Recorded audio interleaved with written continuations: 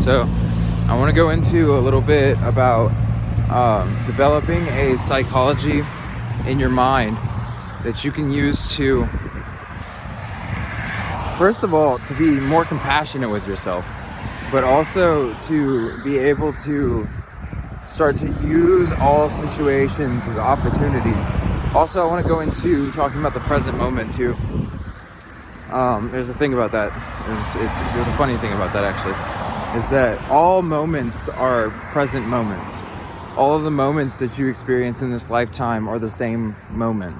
Meaning anything that you project into the future or think about the past is just another moment. I mean, it's all the same moment. Meaning, so like, if you think that you're going to do something in the future that you are unable or incapable of doing right now, then in reality, what that is a projection of a belief system that you have into some future present moment.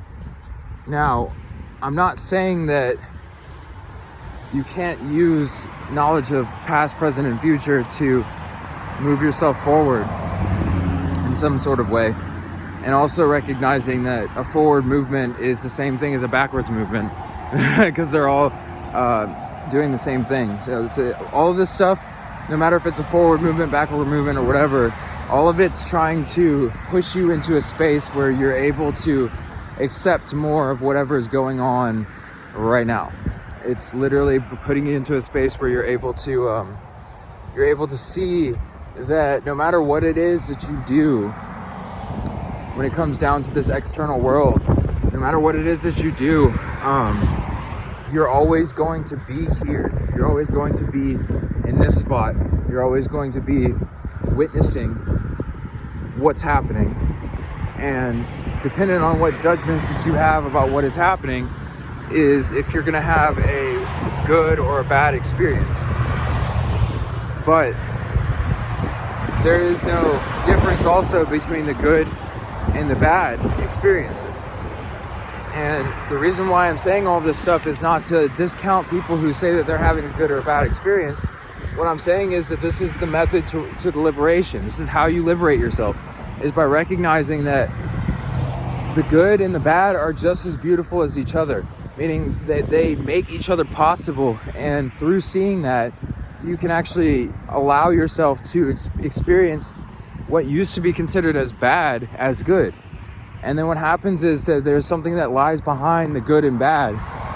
It lies behind the paradox of good and bad. It lies behind the paradox of judgment at all. And what that is just a sense of peace. It's a sense of togetherness or wholeness in yourself that kind of permeates through everything. So it's like you have these moments or fleeting kind of glimpses of the peace whenever you say, do something and then you feel really good afterwards. Say that you, I don't know, man, like most people can understand what it's like to find a lover and then to experience the presence of that lover. And then they associate that feeling that they feel in the presence of that person as something that's attached to that person. When in reality, what it is it's a feeling that's cultivated inside of you through the being with that person, meaning that that person is just a method for you to be able to feel that love that was already latently inside of yourself.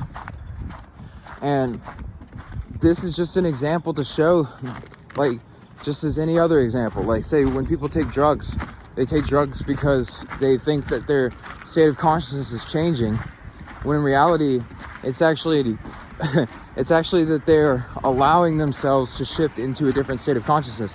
This is why when some people take drugs, they actually feel worse than they did before they took it.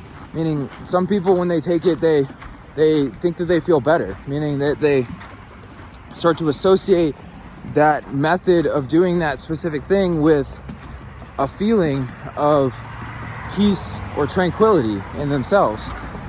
But what it is that peace and tranquility in themselves is actually something that they're allowing themselves to experience through the method. So what that means is that there's like a silver lining here. The silver lining is that since it is your consciousness that is making all this stuff up, then you can actually tap into and pull that state of tranquility to yourself more and more and more and more through sobriety. And not just sobriety of drugs, sobriety also of sexual, like say through sexual continence, or through starting to see all people as the divine mother, or starting to experience and recognize that you've gotten used to peaks and valleys. And what that does is it puts you into a space where you're unable to actually have a constant state of joy.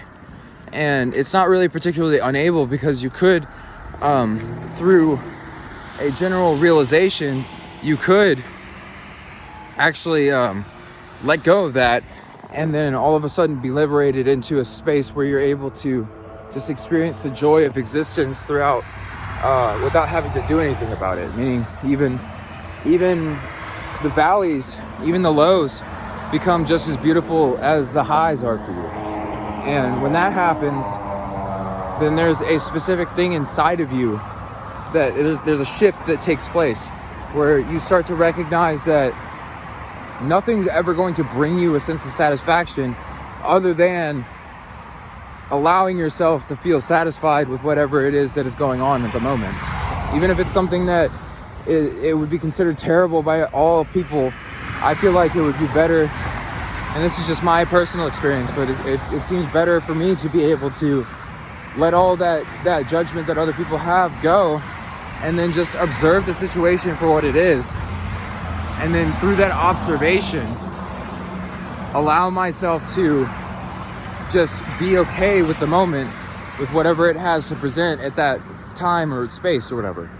And through that, you actually gain this sense of togetherness or okayness with everything. And then when you do start to experience, say, thought patterns or kind of like recurring situations inside of your karma, or meaning like you have these things where you've built up these repetitions of doing things over and over and over again in a specific way, or repetitions of thinking about things in a specific way over and over and over again.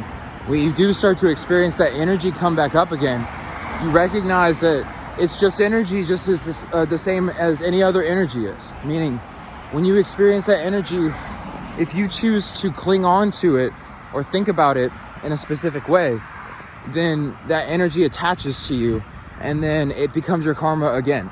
And you just recycle or repeat the same kind of experience over again until you realize that the repeating of that sequence, or that the repeating of that cycle, is actually the lesson that breaks you out of the cycle. And then when you start to observe the cycle and you start to see, and then this is with compassion too, you do this with compassion. So you don't shame yourself for falling back into the karmic cycles. You don't get upset. You don't think that you're a bad person. What you do is that you allow yourself to observe the lower self, or the ego, moving into the pattern, and then through the observation of that over and over and over again, you start to see the ridiculous nature of the searching and the seeking, because you're always seeking and searching for something that's there no matter what. Meaning, as soon as you start looking for something externally, then you've lost it. Even though it was, if you just recognize that, like, it's almost like an addiction to seeking. Like, you become the seeker, and then the seeker is never the finder. This is why people have so much trouble attaining enlightenment. It's because enlightenment is something that people seek for, but they don't recognize that they're already enlightened if they just allow themselves to stop seeking enlightenment. And then what happens is that you just kind of fall into what's called your dharma, or your path of your spiritual unfoldment. Meaning it's the unfolding nature of reality and the place that you fit into that.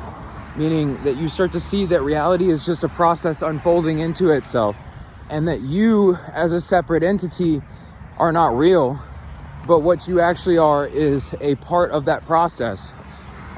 You're like one petal of the lotus that is unfolding into itself, but you're not the one who's doing the unfoldment.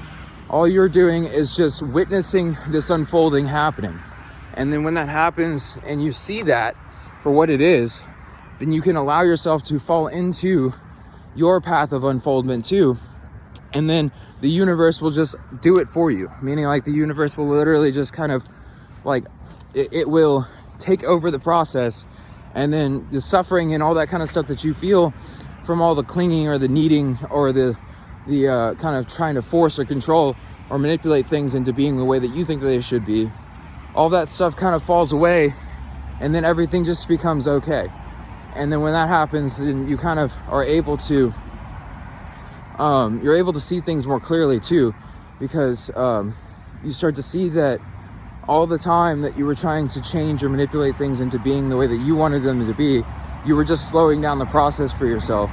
And then as soon as you decide to let go, then that's when the process actually is able to fully unveil itself, and it's able to allow itself to kind of come out.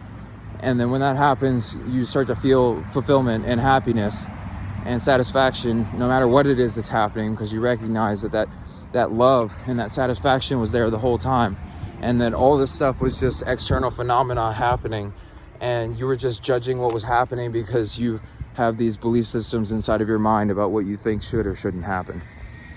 So that was a real quick one. I'm gonna make another video later today, and I hope you enjoyed it, so thank you.